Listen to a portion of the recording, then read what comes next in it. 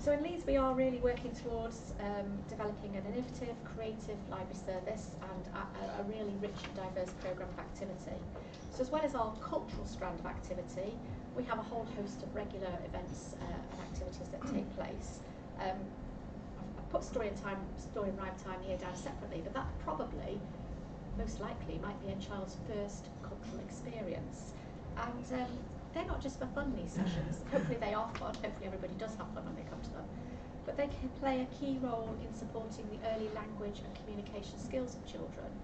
And recent research with Essex libraries has also evidenced a really important role that these sessions play in terms of supporting maternal mental health and well-being as well. For children, we also have a very extensive holiday activity programme. We run code clubs. We have music events for our young people in our libraries. Book groups for children, for adults. 26 book groups are active across our city, with people coming together to discuss their reading choices.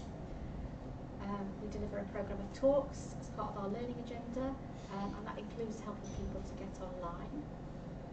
Our libraries host death cafes, which is a chance for people of all ages to come and have a cup of tea and have a chance to talk about death and preparation for death.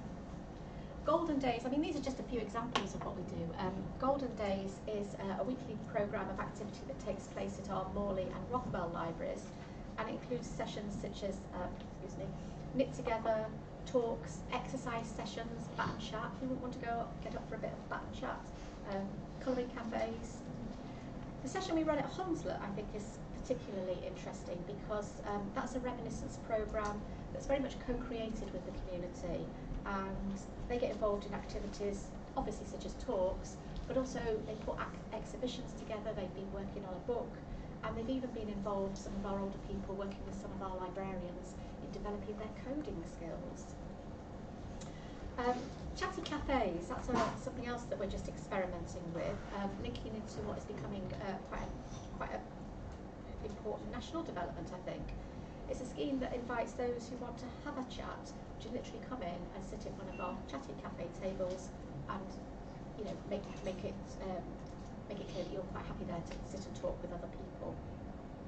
So it's just a few examples of some of the activity we offer, and there are always new initiatives, and the activity delivered varies between different library services and different neighbourhoods. And as I say, there's always new initiatives coming on stream. Something that's been explored at a national level is a programme called Reading Friends, which is designed to reduce loneliness and start conversations with vulnerable and older people through reading. And that really is aiming at empowering, engaging and connecting with older people.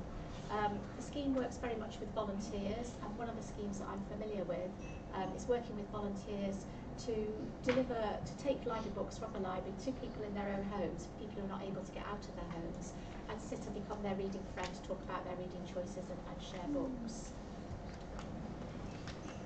Okay. So we've been working on digital inclusion here in Leeds.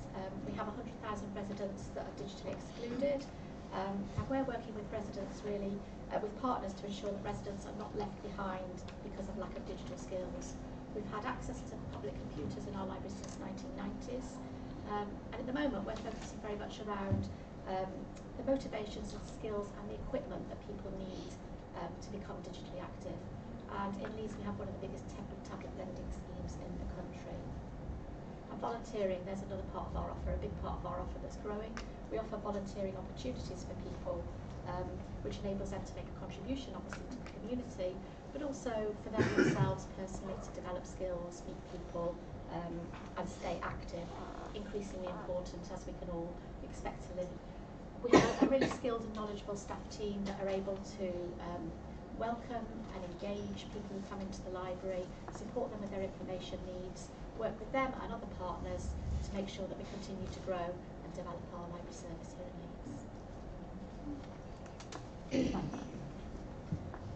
Okay, Okay, now I'd like to introduce Tracy Robbins from the Edens Project Communities UK and the Big Lunch. I know that sounds impressive.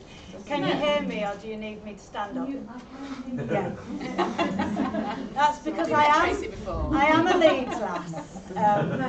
So just to let you know, although not here now, and it is beautiful to be in Leeds, and I have to say, although I have had some of my loneliest times in Leeds, when I was an isolated single parent just fleeing a domestic violent relationship in Middleton in the 90s, do you know, that actually started an amazing journey for me when a youth and community worker reached out to me.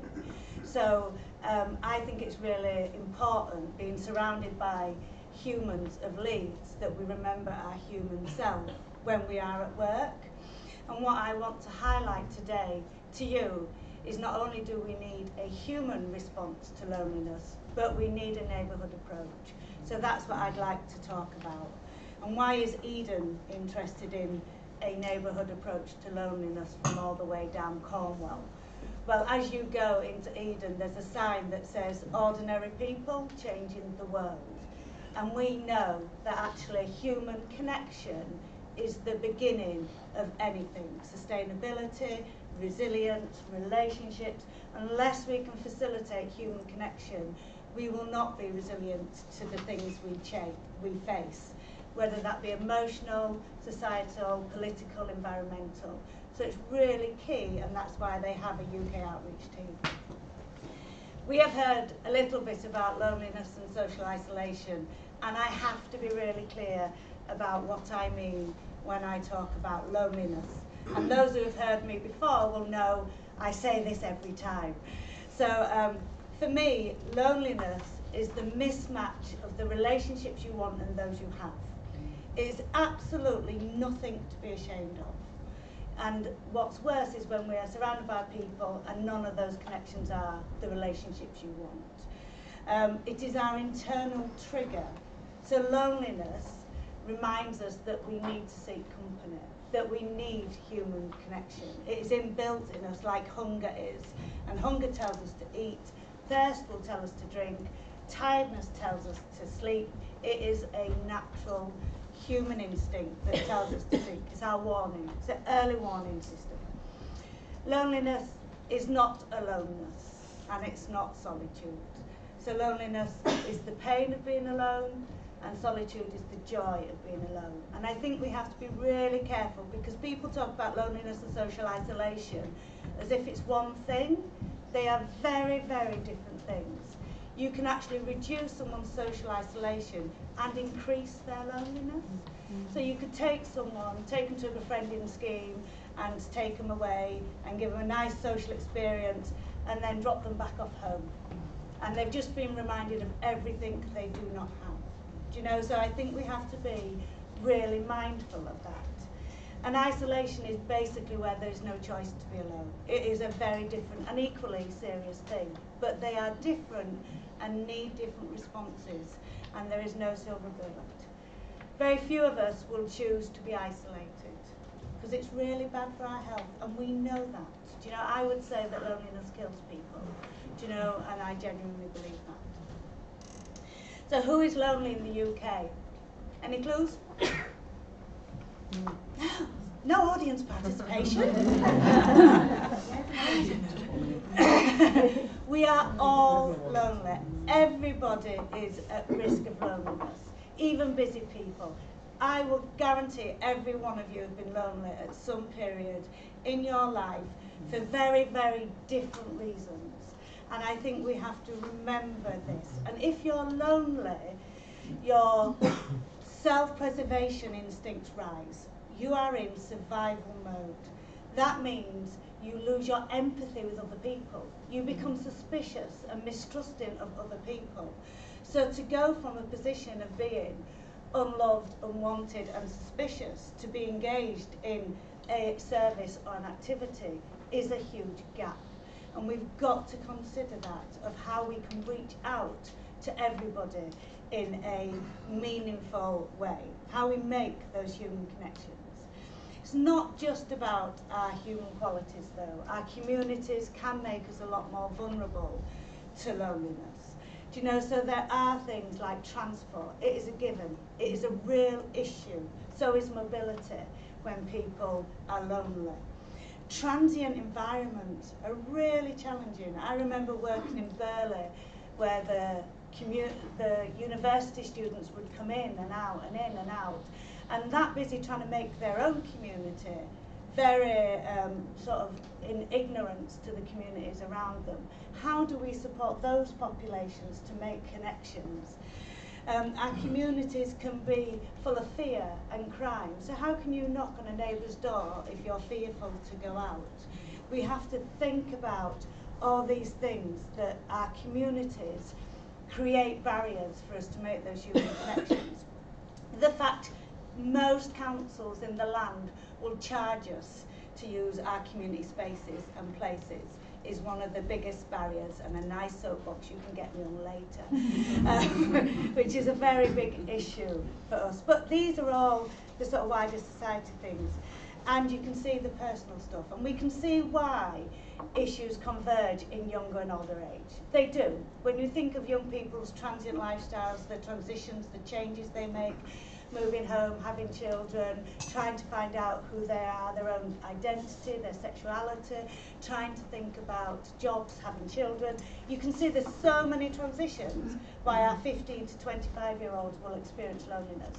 And then again, in older age, you can see that mobility, they may become carers, they may lose friendships, you know, they may retire. You can see how they converge. But we know life is not that simple, and it goes up and down. Do you know, and we can experience any one of those things at any time. What's really interesting, and this is from the JRF research, and there's some more sheets at the back, that when we looked at 4 neighbourhoods and we worked with people in those neighbourhoods to identify the factors that contribute to loneliness, the top 4 are isolation, getting older, bereavement, lack of opportunities for young people. They are the 4. The rest starts to go through the community factors, not being able to engage, right to the smallest dot, which is inability to communicate with others, which I just think runs throughout it all. And if you look in all the neighbourhoods, the community factors really impact on why people experience loneliness. So in 3 of the neighbours, they're averaged between 56 to 59 factors that contribute to loneliness. In Bradford Moor, a very deprived and diverse area, there was 183. The barriers trebled to people making connections. So I think we've got to really, really bear in mind where we are. I think loneliness kills not only people, but it kills our communities. So if I am feeling lonely and withdrawn and suspicious, I will not talk to my neighbours. I will not join a community group. I also believe regulation kills kindness and reduces action. What we need is a human response to loneliness, not a service response. We need those informal relationships. Nobody needs a DBS check from me to go talk to my neighbours, and that's not how it should be. Do you know, and there's nothing more lonely for a person, and I know it's a lifeline for many, but there's nothing more lonely for a person than having the only people in their life paid or arranged to be there. Do you know, we need to facilitate those informal relationships, and those networks are essential. We need to build community confidence and self-esteem, because that's what builds resilience. We can't just pop up resilient people. And we need to know their neighbours. And we need to put those stepping stones back into engagement and education. When I was an isolated single parent in Leeds, there's no way I was walking in what was then Town Street Adult Education Centre. That just wouldn't have happened. How do we facilitate those spaces and places where we can meet and talk to people, that they don't have to cross thresholds? Nearly there. I just want to reiterate that any one of us can be lonely, including business. Got to genuinely stop just putting our professional faces on. How can we, as human beings, as humans of Leeds and other places, you know, look after the well-being of our communities, our colleagues and ourselves? You know, how do we give that gift of time, you know, when we lead really, really busy lives, for ourselves as well as for others? You know, how do we ensure our community assets and our spaces are genuinely open and available to all, and our community hubs? There's nothing worse than seeing a community centre on community day where the fees are waived being the busiest day of the week. Do you know, our libraries are key, our churches, our places where you can go in freely and drop in are forever diminishing, pubs, post offices and things like that. Where are the spaces? When we tried to do a big lunch in Leeds City Centre, and there's a huge residential population in Leeds, £700 to find a place to meet to have a big lunch. Thankfully, Leeds City Council kindly waived the fee, but that's for us. If an individual off the street wanted to do something, where do they meet? Here, for free. And how do we all genuinely connect to our neighbours? Do you know, how do we do that? And will we? Are we brave enough to do that on our doorstep? And above all, I want you to remember that it's personal. Do you know, so what makes you lonely might not make somebody else lonely. And actually, if we genuinely are going to make an impact on loneliness, it starts with you.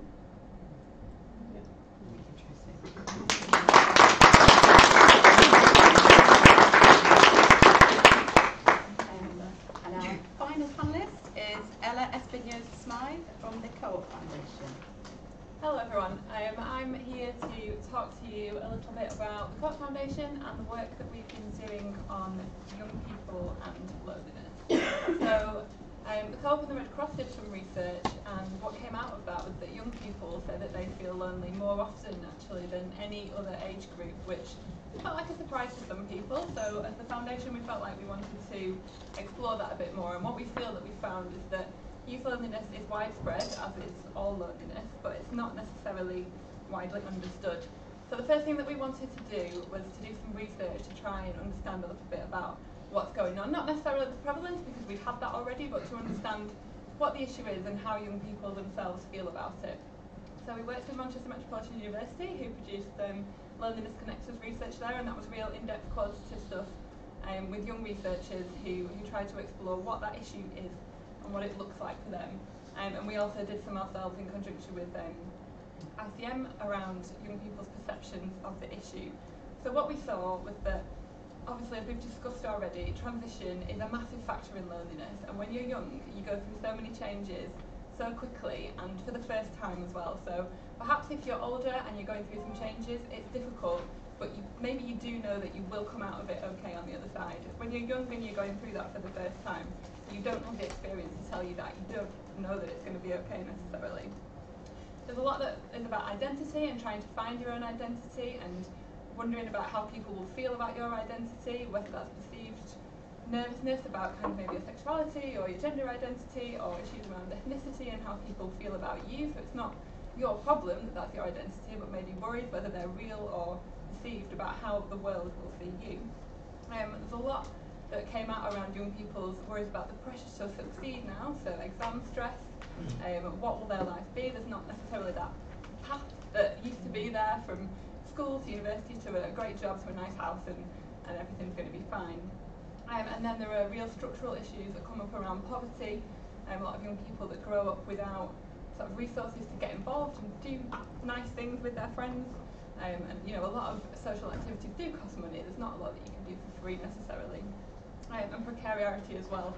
And there's the kind of thing that came up around the gig economy, and perhaps where traditionally you might have gone into an office space or a job where you can meet people around you. If you're precariously employed, or if you're employed in something like a delivery cyclist, then you don't really have a work community in the same way. So these are some of the things that we found there. I can circulate this report afterwards if anyone's interested, but lots of interesting things about the way that young people feel about why they might be lonely and what's going on in their life. And then, as we've also talked about, there might be other things that are happening in your life that can just increase the risk of that. So if you've got a disability, if you've got care and responsibilities, if you're in care, if you have some kind of crisis or you're struggling with poor mental health, and that collides with this time of massive transition and trying to work out who you are, that can cause a real downward spiral in your mental health and make that loneliness become not just something that's transitory, but something that's really chronic and can follow you through your life. We have to talk about social media. Everyone talks about social media when we talk about young people and loneliness, and I often hear people say, either young people can't be lonely, they have social media, or, well, obviously they're lonely, they've got social media. And I think it's not really good enough, you know, to just say that. So it does have its issues. I think it's a double-edged sword. We know that kind of thing, that Instagram crisis, it can feel under a lot of pressure to be perfect all the time. We know that the girls feel that more acutely. We've seen that from our research. And then there can be that thing about the mismatch between your online friends and your real life, and it can feel very lonely when you project this perfect life but you don't feel like that's the real situation that you're in. We also see that it can be a real lifesaver for young people.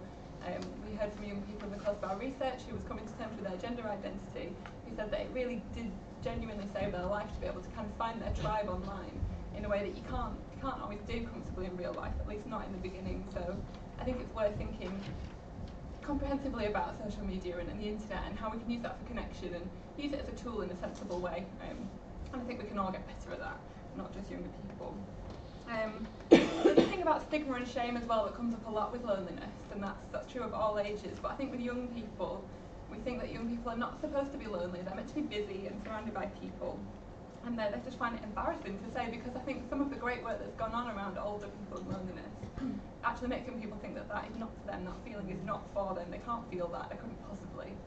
And they don't want to talk about it. So the research that we did showed that only 6% of young people would comfortably admit to a friend or an acquaintance that they regularly feel lonely, which is tiny. But only 7% actually said that they would be uncomfortable to hear that. So people don't mind hearing this stuff. So I think there's a real mismatch there.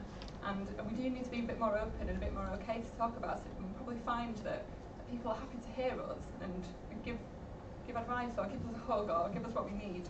It's maybe moving through that shame and that stigma, which is part of what we want to do today, to kind of open up that discussion and improve all of our ability to support one another, whatever our age. So what we're trying to do here at the Court Foundation is support different projects that try and learn what works, respond to young people's needs and what we think that can help. So we're supporting 25 different projects at the moment, so I've got a couple of examples.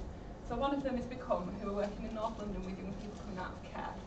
So this is a very specific group of young people who will have experienced probably a very difficult early life, and then at the end of that having to suddenly be adults on their own much quicker than most of us would have to be. So Become are doing life coaching with those young people and really trying to support them to develop that resilience and move on with their lives in a positive way. So that is quite a specific risk group, if you like, that's with some work going on there. On the other end of the spectrum, we've got Youth Focus North East up in Gateshead, who are doing some work with young people around a programme called Big Days. So there's the idea that perhaps big days of the year, like Mother's Day or Valentine's Day or your school prom, where it's not a life-threatening issue, but if you don't get on with your mum, or you haven't got a date for Valentine's Day, or you can't afford a dress for your prom, you just feel different and a bit rubbish, and you just feel removed from what everyone else is doing. So what Big Days tries to do is get past that. So they did an alternative Mother's Day where you could come with an important woman in your life. This is some pictures of their alternative prom with young people who couldn't go for whatever reason. They got clothes donated, they had their makeup done by volunteers, just to make people feel like they were not on their own, that it was okay to be sort of not in the same situation as everybody else, and it would be alright, and that they could get through that and make friends. So what we really want to do with this work is help young people find friends in the now and build those connections, but also build that resilience, because we do know that loneliness is such a universal human issue. We'll all feel it at some point. So to build that skill and resilience to kind of take stock of that, and as Tracy says, to recognise it for what it is, as a trigger to sort of reconnect with our communities, invest in our friendships, and hopefully get through our lives in a positive and healthy way. So anyone wants to know more, you can get in touch.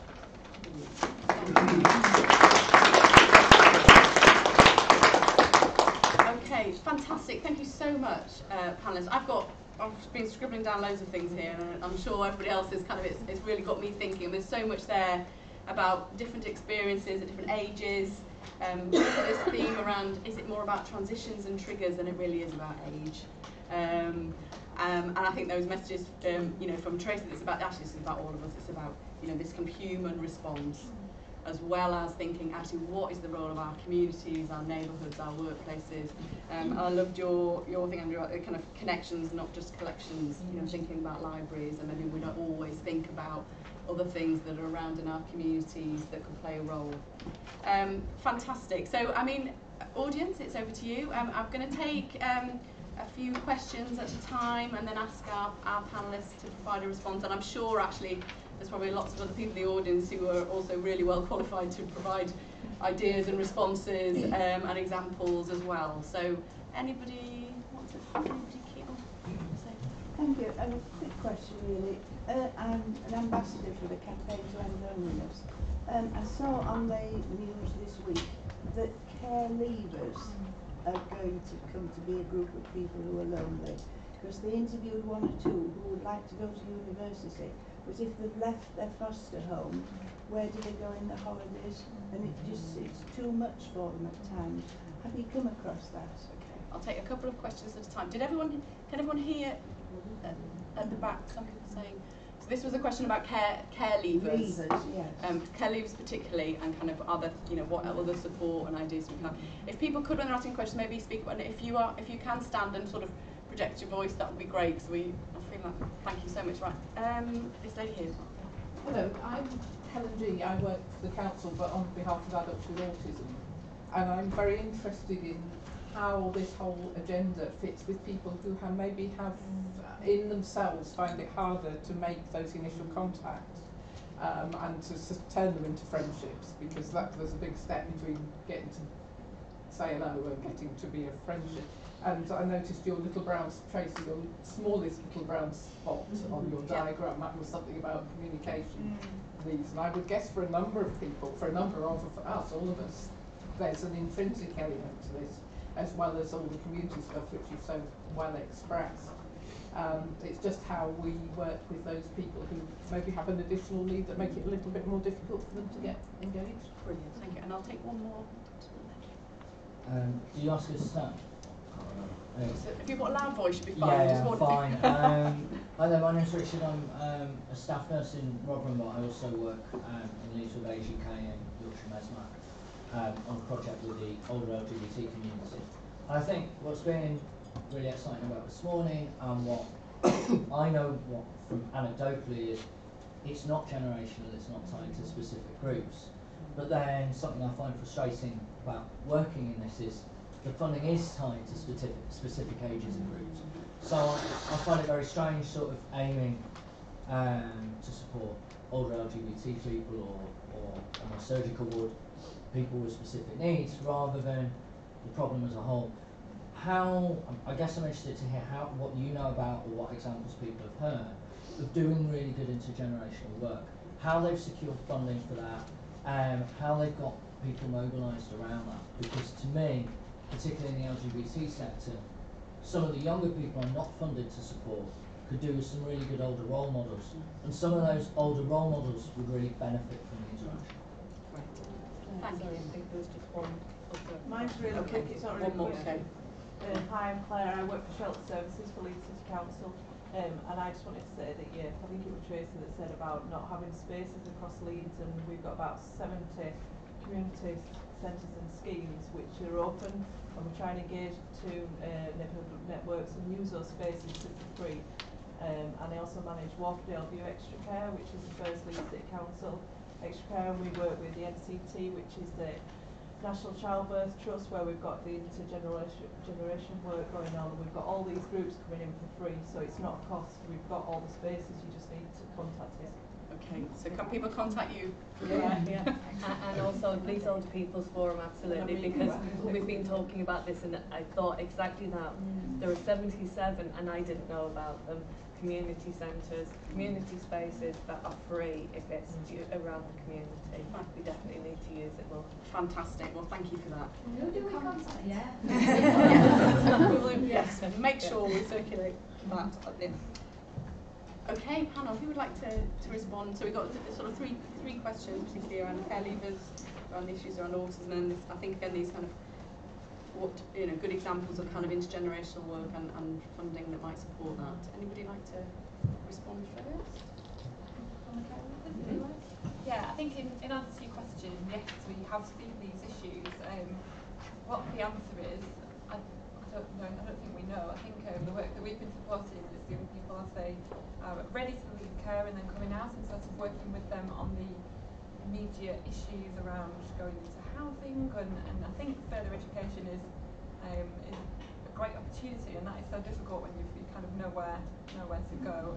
So I think that it's something that is starting to be talked about a bit more, and I've seen several councils kind of getting strategies in, and I think that perhaps what needs to happen there in this case of you know, the aspirations to go to university and things is maybe trying to join up that conversation with the higher education sector to see how they can best support those young people to feel like they can go, but also not like they're a special group that's different from everybody else. So yeah, I think it's something that's worth bearing in mind, definitely, and it's a problem that's not going to go away because these young people are there and they're coming through all the time. So yeah, it's good to think about.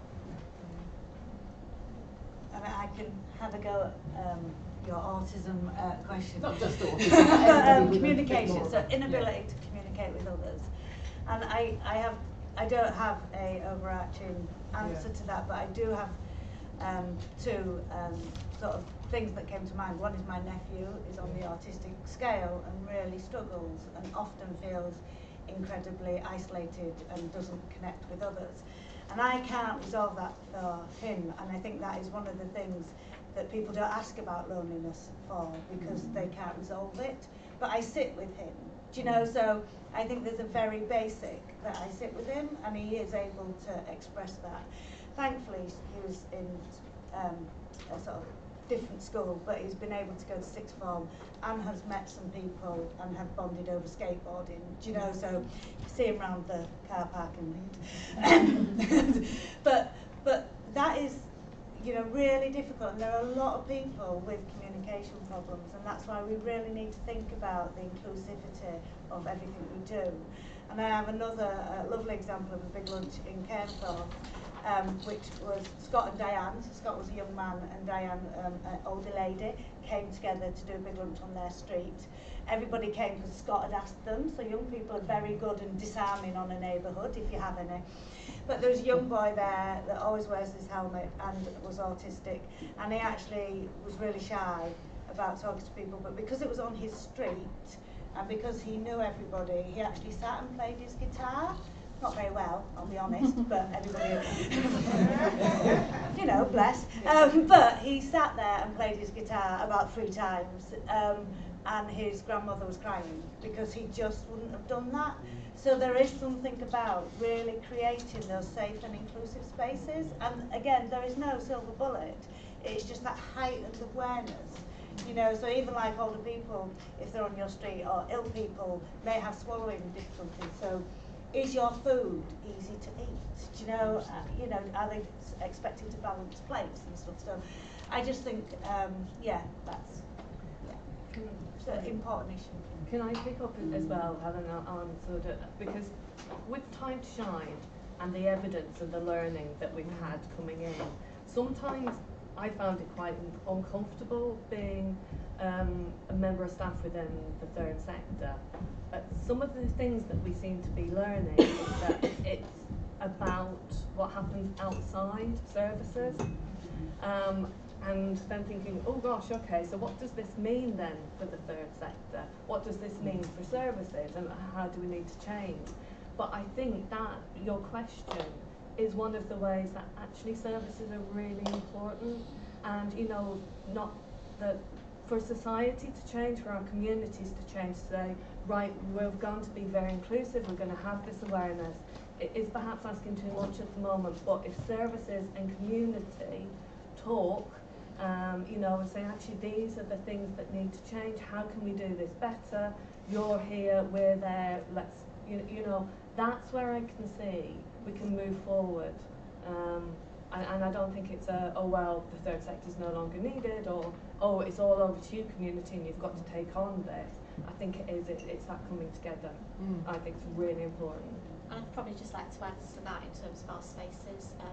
As I said, we've got a really major refurbishment programme, and as we're doing that refurbishment programme, we're really looking to try and make sure our spaces are as inclusive as possible through that design process. I mean, it's a challenge because we're cradle to grave and we serve all sections of the community, but we are looking. But I think you're right. I think it's about how people feel welcomed as well, to make sure that these spaces are welcoming. And we're certainly looking to thinking about, you know, zoning some of our times as well. So we know that that's a particular time that people maybe who've got children with autism might want to come to the library and try it. I think they're doing that in some of the supermarkets as well. So staff training as well. I think just so that people feel welcome, are supported. Thanks, Lauren. Did you want to come in on this? Well, yeah, only that, sorry, my name's Catherine Donnelly. I work for a service called Engage Leeds, which is the biggest housing support service in Leeds. And I mention that not just because we're the biggest, but you know, we're working with 1,500 people at any one time, so it's a huge amount of people just in and of the service. And Rachel and I have spoken about this before, so I was lucky enough to hear Mick Ward speak about his 3 Friends KPI a number of months ago, and it sort of hit me like a bullet in the head. It's such a simple key, it should be the only key performance indicator, I think. But so what I've done, and what we've done at Engage, is we've included it in our KPIs for all of our staff. You know, I've tried to think about what that means meaningfully for everybody. It's easy to do that on paper. It sounds simple, clearly it isn't simple, and I've heard. Has anybody read Eleanor Oliphant is Completely Fine? Yes. If you haven't read it yet, I mean, there's the quote at the beginning of that just says it encapsulates everything that you've all spoken about. But you're right, Rachel, there's something about, I've been thinking, what can we do just to change the way that we're working, because the specialism in my bit of Engage Leeds is integration and everything that you've talked about. We've got one client at the moment who I think if we can get the approach right for George, then we're getting there. He hasn't got any friends. We gave him a card once. It was the only card he'd had in his life. And I know you've all got, you know, stories like that. But actually, he finds groups difficult. It's that gap, isn't it? And that's, I think, where your support workers can come in, because part of our problem is that caseloads are high. We will be relying on volunteers. It's about having the time and the capacity, isn't it, to do that bit of the journey with somebody, to make those intimate connections and friendships, because that is the bit, isn't it? That's the key bit. And I was thinking, there's so much resources in Leeds, and it's great, isn't it? There's loads going on, but actually it's really hard to navigate it all and to understand it all. I know that Mick sits in the same room as some of the commissioners for Engage, but it's not part of our spec. It should be, you know, it needs to be from every level and all the way down. And somehow I keep coming across things, but it's only because I'm getting to things to find out where they are, and then I'm trying to sort of let our staff know. And really, it is about community connectors, isn't it? But it's getting that time to actually find out what's going on in somebody's shoes. You're right. I keep saying to staff, go and it's okay to knock on people's doors. Oh my God, what about safeguarding? What about and it's a real different way of thinking about things, isn't it? But unless we start getting it right, then if you always do what you've always done, you always get what you've always got and all that, isn't it? But yeah, but brilliant stuff. Got loads of stuff going on. Thank you. I'm conscious we've not addressed your really important. Well, maybe. Well, I suppose thinking, I think you're right. I think intergenerational, and there is quite a lot of intergenerational work that is happening in the city. Thinking about the Writing Back project, the grandparents, the kind of adopt a grandparent scheme.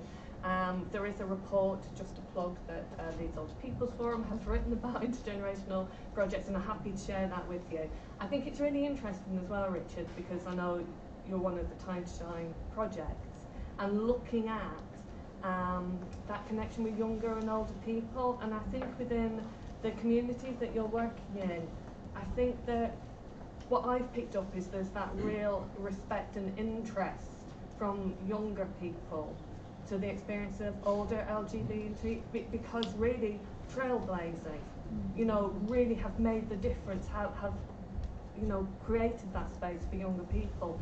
And I think there could be potentially amazing things that can be done really positively between the generations. So yeah, I fully support. So very short, because I tend to speak too much, but one thing I am going to do at Christmas, I've got no idea what it will look like, but I cleared it with my manager, is some kind of event, because I know my older people will be lonely at Christmas. I won't be able to do it on Christmas Day because I'll be at the hospital, but between Christmas and New Year.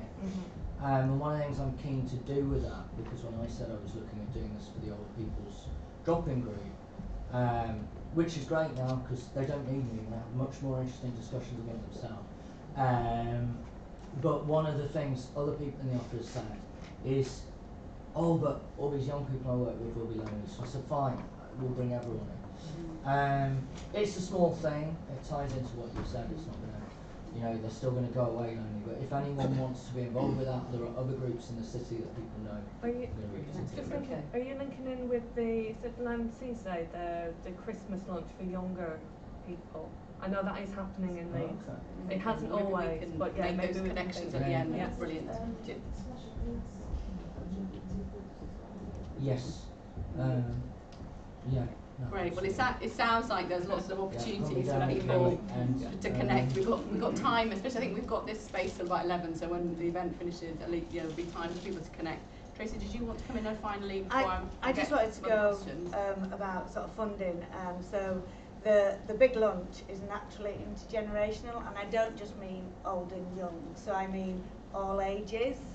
That's another soapbox you can catch me on later. So that it is all ages, your 30s and 40s and 50s, your children are involved. It's naturally intergenerational.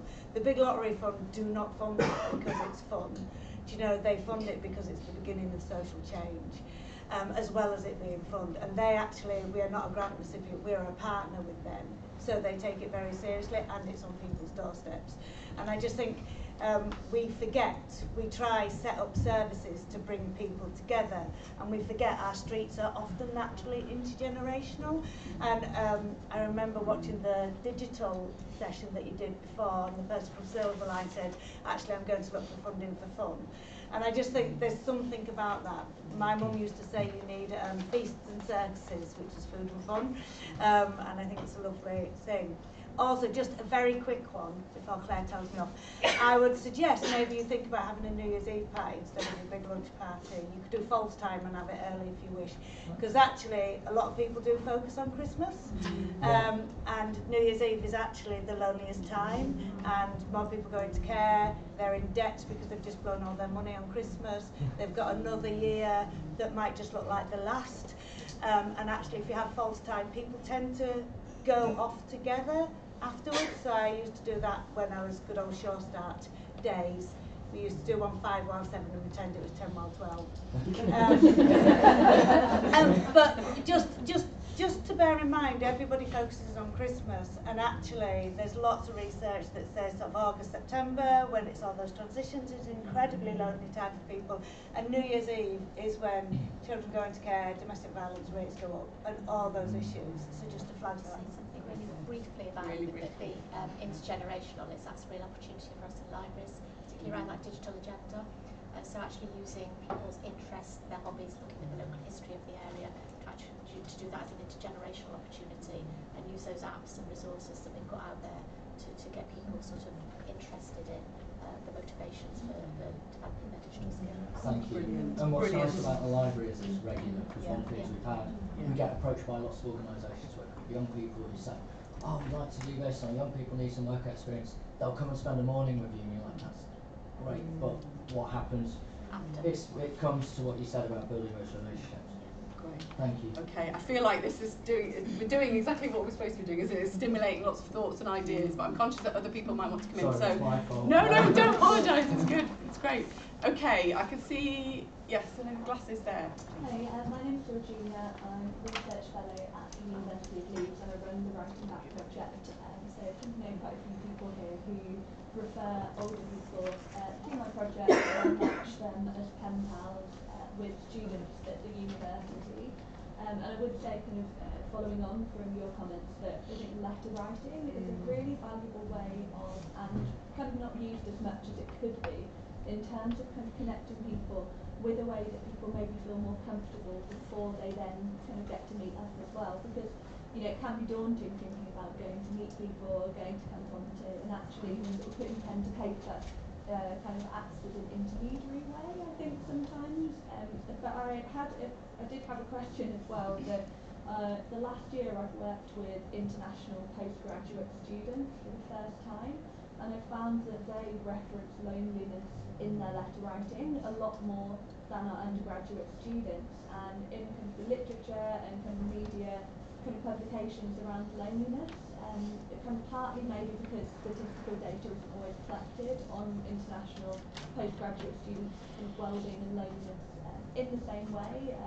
At least that I found there might be more out there, but I just wonder, I feel that kind of perhaps here's another group that are kind of underrepresented in this conversation about loneliness, and I kind of wondered if in your work, whether international postgraduate students or kind of international students generally, so kind of here is a group that are having this sort of transitional times, and they might not know, they might be new to the UK, new to Leeds, new to Yorkshire, so kind of connecting them with older people is so valuable, and I kind of wondered if you're in your work you've kind of come across that, or maybe kind of in the neighbourhoods or communities, because I think, you know, we have universities will have Freshers Week for UK-based students, we'll have an international student arrival week, and I feel they're so separated already before we kind of even get into communities and neighbourhoods as a whole.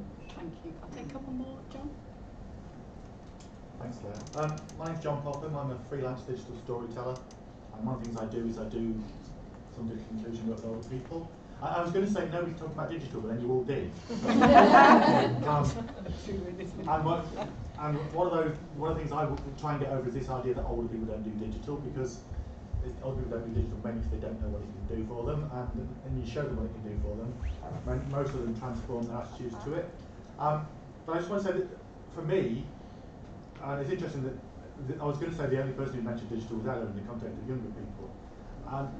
Most of society is inundated with all these notifications and stuff from all over the world we struggle to cope with.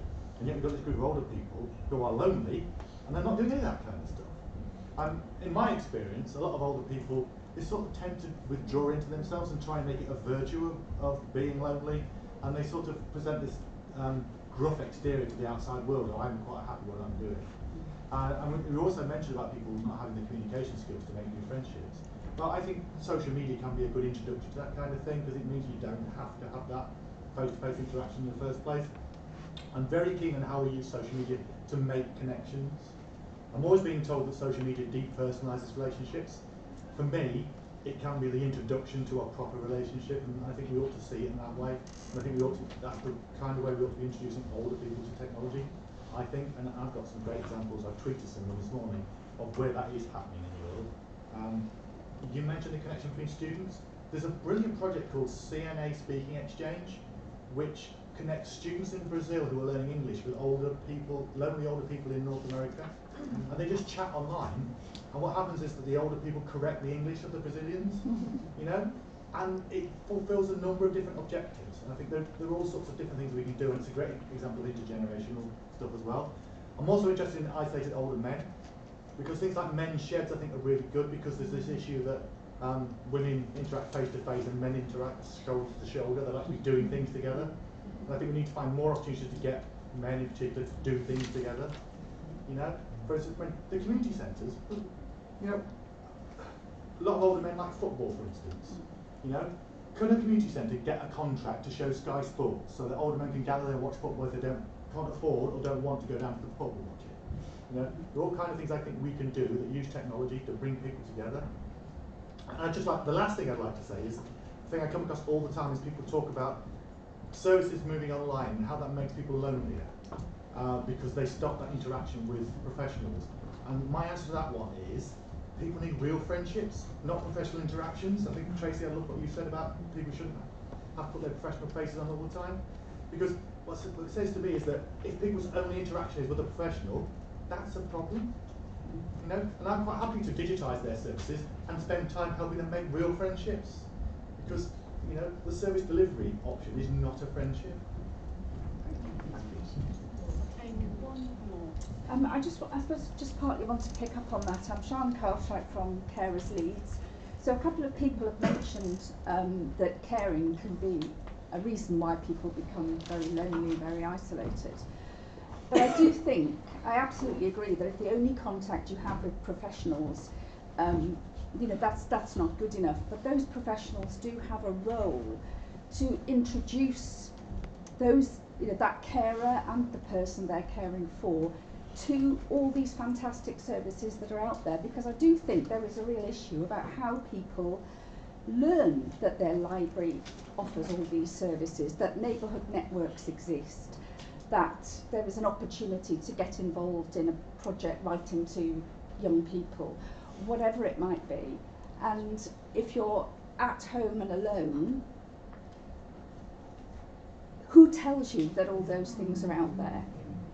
And so for me, that's really key to making all these other fantastic opportunities work for more people, whatever your age. Yeah, thank you. Okay, so a nice broad range of subjects there for our esteemed people. Who'd like to go first?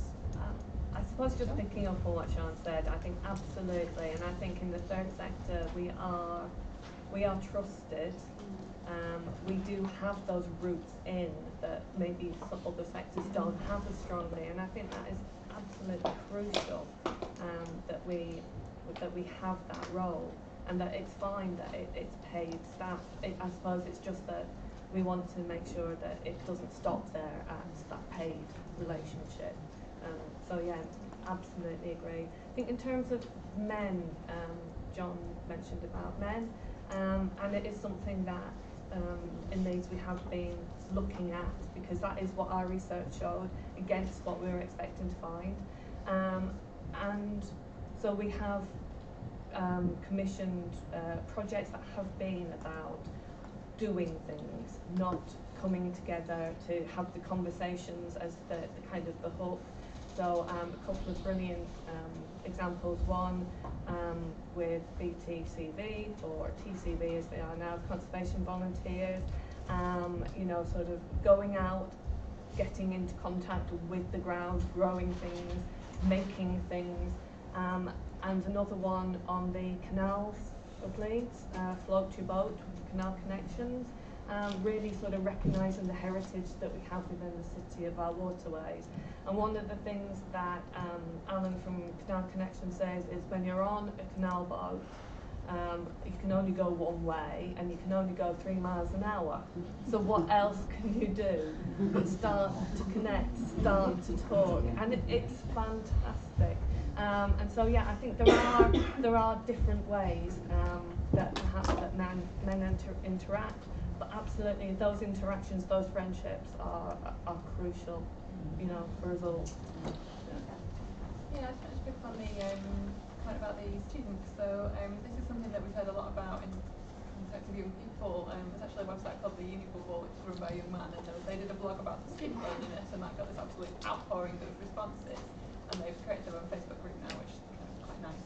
I think we do hear a lot about young people feeling lonely when they become students, and I think that's part of the transition. It's getting used to a new thing, and then hopefully most people will come through that and make friends and have a good time. I think there's obviously the extra layer there with international students, where there's a language barrier, you're new somewhere, and I think that's maybe an example where we have to think about ourselves. And I think with all of this, not trying to get away from the importance as professionals, but thinking that when we do think as professionals, we usually think about social issues as belonging to someone else. It's a problem for people somewhere else that we need to help. And I think in the issue of loneliness, we all need to look at ourselves and think, what can we do for all of us, for ourselves, for our neighbours, and for people who we work with. And I think that it's a long-term thing, but with maybe the international students and people that struggle to integrate into society because of language barriers or because of ethnicity, or they're from somewhere else, that's about us as well being open to those young people. And it's a hard one, I think, because there's maybe pressure put on you if you're coming from somewhere else to integrate. But if you've ever moved somewhere else, be it within the same country or moving abroad, it's not, it's difficult. If people have got their lives already there, they've got their friendships that they've grown up with, it's not just, you can't just walk in and begin that conversation and suddenly have friends. So I think that's something that maybe is an interesting conversation to have with the sort of local students as well, about how they might want to welcome international students and think about that. Just would like to can I respond, is that all right? Can you be brief? Very brief. Okay. So I was an international student in the UK, so I moved here, and actually the moments that I felt the most lonely as an international student, I first of all didn't have a lot of other people from the same country as I was from. So a lot of students, if they were at my uni randomly from Norway, and all the Norwegians were kind of sticking together in the thing, and I didn't really have any other people from where I'm from around. But I think the moments that international students feel very lonely is that the same moment as older people feel lonely. So in like around Christmas, when you can't go home and everybody else goes home, or if you need a break in the weekend from uni, you can't go home at those same times. So there's a project, Magic Me runs in London, and they do the international students throw cocktail parties at care homes, and actually that's a really nice thing to connect. So I just thought I'd feedback a little bit on that. I love the sound of that. Yeah. We'll all be signing up. Yes, Tracy. I just wanted to pick up, I think it was on Jonathan's point about social media and digital, and I think if it's a communication tool, it is vital. You know, so my grandchildren, for which I have great soft spot and cause me great loneliness issues, when I leave them, I will Skype and WhatsApp video and things like that. So actually that technology affords me to see them. And if you see somebody on film, that does also mean, you know, it tricks your mind to say that you've seen them. And I know for my daughter, who's a single parent, just like a mum, actually being able to get onto Facebook and communicate with people when those children are in bed is vital to keep her connected with those friends.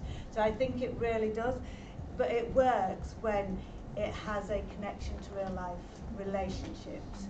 So as a facilitator for meeting, as a way to keep that consistent messaging going, it's really key in those relationship building, because if you've messaged someone or been in touch regularly or Skyped, then you're more likely to ring them up and go, I'm feeling crap today. If you've not been in touch with someone for months, you're less likely to ring them up and say, I'm having a bad day. So as a communication tool, they are vital. I do think there is a thing where I know a few people who've retired and they've said, well, that's it, I've closed all my email accounts because I did that for work, and now I'm having a rest from it all. And I think we have to caution against that, you know, about how those people stay in touch. But also to say, we learn and know everything usually by word of mouth. So unless we are out there talking to the public, and unless they're talking to each other, we just end up in an echo chamber talking to ourselves. Do you know? So I think it's really key that we think about word of mouth. And in all our messages, I think I heard something last week that the average reading age across the UK is 9 years old. Do you know? So if we're thinking, please check that stat up. I could be mistaken. But I just think there's something about word of mouth, and unless we get other people sharing the information that we've got as well as ourselves, none of us can do it by ourselves. No organisation, no community centre, no individual can share all the knowledge that's in this room. We have to start sharing it with a lot of other people. Can I just point about people with learning disabilities as well, because I'm doing a Time to Shine project for people with learning disabilities, and some of them might be able to get online and do digital, but others won't be able to ever. So we need to think about having other information available and not just being digital. I was really just going to echo that point about how do we, because actually what there is out there is a whole range of services, events, activities, thinking programmes, and it's actually how do we make those connections with each other. So because being the library service is about trying to get the message out about what we offer to the general public, but crucially I think to partners as well who can facilitate that message for us as well. So if you're visiting somebody's elderly at home, as that worker sometimes you need to know about what's on offer and really understand that offer rather than saying, do you use a library, and they say no, and they say, oh, do I, let's move on. You know, you actually, as a worker, we need to get that message to workers so they understand some of those offers that are out there. Thank you. I think we've got time for a couple more questions if people have got. So I've got Joe here and then the lady. Joe. So Jo Volpe, I work for the Centre for Age and Better based in Leeds, and a colleague that couldn't attend today sent me a question on the email, so courtesy of bring it for her. She said that social isolation and loneliness is a key issue across the life course for people with disabilities, and I think that's come up quite a few times in the room today. But what my colleague pointed out is that there's a lot of barriers sort of in terms of inaccessibility of spaces, of people's perceptions of people's capacity and skills, and really if we want to be truly kind of socially connected as communities, what can we do about that? The glasses there, yeah. Hi, my name's Lisa Gibson from Leeds Health Partnerships team. So it's been really interesting hearing about the services that are in place and all the different work that agencies can do to create spaces for people to connect, and then sort of bringing in, you learn about what's happening through social media. I guess we talked about transition points, and one of the groups we've not talked about, just to use as an example, are sort of people on maternity leave, so kind of like mothers. And I'm part of a lot of parenting groups, and it comes up time and time again. I went to like a group, I put myself out there and nobody spoke to me, and I guess my question is more broadly about how do we support people? We've got them in the space, we create space for them. How do we then give people the skills and confidence, and is it resilience to kind of keep putting themselves out there, and sort of you're not going to make friends straight away, but you keep trying, and kind of, I've had mixed experiences. I had an amazing group of friends my first maternity leave, my second. The people weren't great, that was fine, I just accepted they were colleagues as what they were. But it's kind of, what do we do? What's our role there to support people to get the best and not back and even more discouraged? Back to Tracy's point about social isolation actually being increased if you get people, or loneliness being increased by reducing social isolation. Was there anybody else who wanted to come in?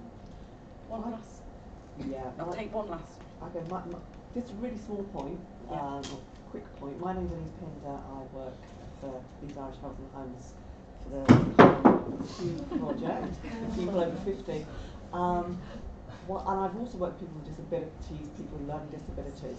And one thing in terms of accessibility, and more accessible transport, loos and everything else, the Come In and Rest campaign is brilliant, but come in and use our loo would help so many ways. You would be so surprised. People that say, oh, I'd love to go there, but I can't. What if I need the loo on the way? Or, if I'm at the bus stop and I have to wait 20 minutes, I might need the loo. That's not just older people, that's pregnant women, people with health conditions and all sorts, people with young children. will say, I'm not going there because I don't know if there's going to be a loo that I can use if I'm on the way or just out and about. Where's the come in and use our loo? That would be so useful, because I know that local authorities don't really support public toilets.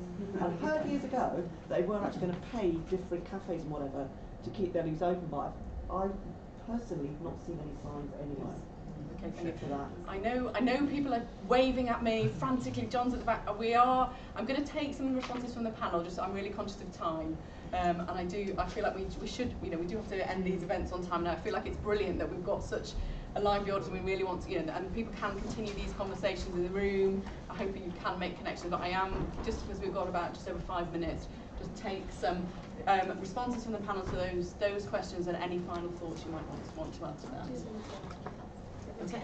I'm really interested in what you raised there about being on maternity leave, because I think, so in terms of the maternity leave issue, I think I'm really interested in that, having experienced that myself, obviously quite a few years ago now, but I know what a lonely and isolating time it actually can be, and quite challenging as well when you've been in the workplace and quite confident and then you've suddenly got that child.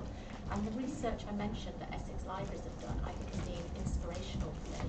So we're currently running a training programme for all our staff on storytelling, but it's as much about the modifications that we need to introduce to support parents, mothers. So it's just small things that we're putting in at the evidence-based to make a massive difference. So making sure that you welcome and congratulate people for making the effort to come and actually getting out of the house sometimes. That actually at the start of the sessions we ask everybody, I know it's a bit cringy, but to turn to the person next to them and say hello. And to make sure it's not just a half an hour story time, that we build in that time for socialisation. So I do feel that when we get 45,000 children and families, we've got a real role to play in that. Can I just pick up on the come in and rest? Because yes, that is something that is age-friendly Leeds has promoted. I have to say it wasn't our idea. It started in Nottingham, and we've taken that to see how it will work in Leeds. Absolutely, we have started with come in and rest as the hook for a cafe, a business. You know, to say it's not a big thing. Would you be able to just make sure that you have a space that would be age-friendly, would be welcoming? I think most definitely toilets are. We have a leaflet that says this is the minimum is a chair, and if you don't have a chair, don't worry, we'll provide you with a chair. And then the next step is for our staff and our volunteers to go back and check how that's going on. Has it been a successful venture for you? Have you seen more old people coming in?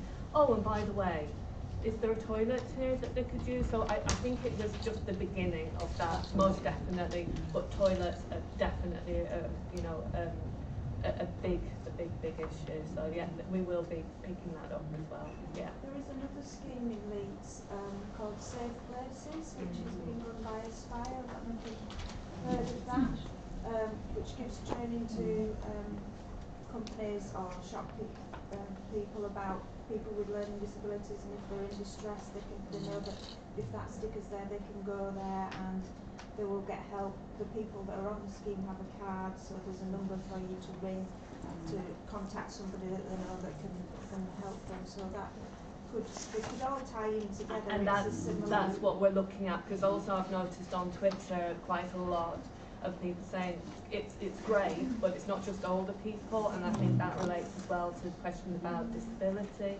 Do you know that we're making sure that our spaces are welcoming and accessible for all? It's age-friendly needs, so that's where we started. But we do, it is the start point, and we need to connect. Oh, absolutely, dementia-friendly, age-friendly, child-friendly league. She said, we're a very friendly city. There is so much happening. There's so much. We just need to pull it together. And I think events like this, where we can talk and realise just what we have and who we can connect with, are just fantastic. So. I think we also need to recognise that our services sometimes contradict what it is we are trying to do. So I used to be a volunteer for Leeds Advocacy, and the duty of care for the person that I was supporting roughshod, I can't even think of the words, but dominated everything to the fact they'd like to get bacon butties at the cafe and they'd sit and have a chat, and that was really what they loved, but actually that wasn't good for their diet. So they weren't given, their money was taken off them so that they couldn't do this. Do you know, so, and I have also seen children's centres that have removed the chairs away for parents because the priority was their interaction with the child while they were at that children's centre. Do you know, and I know of someone who have been asked to leave cafes because their blind dog were not allowed to be there with the fire risk. Do you know what I mean? So we are enlightened in this room, but I genuinely believe, you know, let's not whitewash this. We have a long way to go, and there are still a lot of services out there and private businesses and things operating that contradict actually people connecting with each other because it's seen as the soft edge. It's preventative. And we all know that people don't like to fund or focus on prevention because you can't prove it. So I just think we have to recognise that actually we often do contradict each other, and how we can smooth that out and have some of those hard and honest conversations. I think to pick up on that as well, I think it's just about being very mindful in everything that we do. So I used to work in a community connector scheme that then was expanded, and it was amazing that it was expanded because it had been great, but some of the downsides of that is that it became very servicey and professionalised, and its loss squad made it good. And the idea of that initially was that it would be a friendly face and someone who would speak, like you could speak to if you weren't confident speaking to someone from a council or whatever. And I think trying to scale things up really quickly, because I think it works well in small places. I can see why it's done, but you just need to be really careful about how that happens and not assume that you're going to get quick results. And I know that there's big structural reasons for that, you know, kind of targets and austerity and trying to always sort of do the most with the least, but I think we all have a duty to challenge ourselves and everyone around us to be better.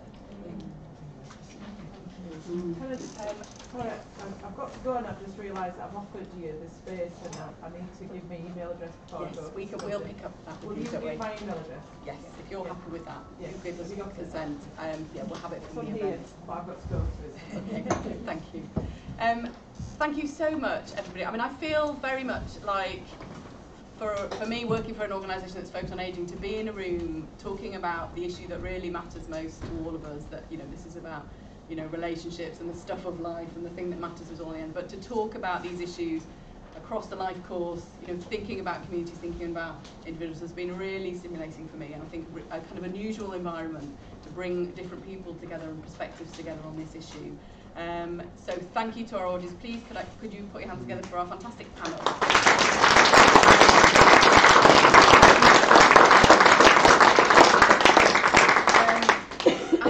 She was holding up a feedback form, wasn't she, as she left? So we do have feedback sheets. We'd really love to hear your feedback on our events. We're really, really keen. So please complete a feedback form before you leave.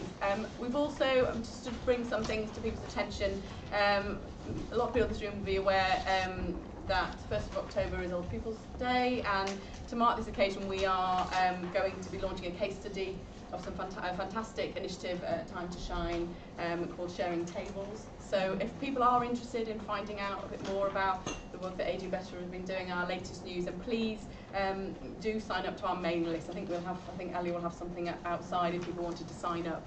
And if you've enjoyed this breakfast event, we are holding future events. I don't know whether we've got it up the screen, but yes, so there's our next one.